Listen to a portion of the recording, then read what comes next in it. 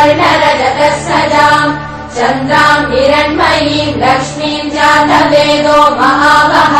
ताम् महावः जातवेदो लक्ष्मीमनपगामिनीम् यस्याम् हिरण्यम् विन्देयम् गामश्वम् पुरुषानहम् अश्वपूर्वाम् रथमद्याम् हस्तिनादप्रबोधिनीम् श्रियम् देवीमुपह्वये श्रीर्महादेवीर्जुषताम् ताम् सोऽस्मिताम् हिरण्यप्राकाराम् मात्राम् ज्वलन्तीम् तृप्ताम् तर्पयन्तीम् पद्मे स्थिताम् पद्मवर्णाम् तामिहोपह्वये श्रियम्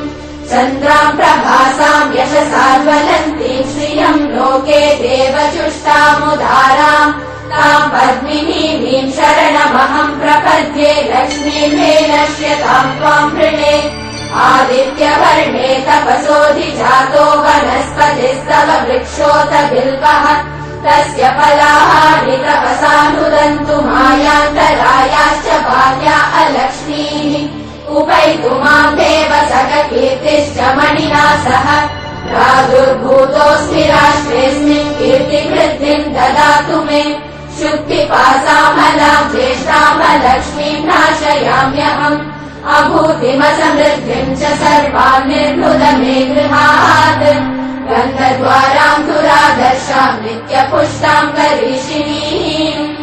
ईश्वरीगुम् सर्वभूतानाम् तामिहोपह्वये श्रियम् मनसः कामः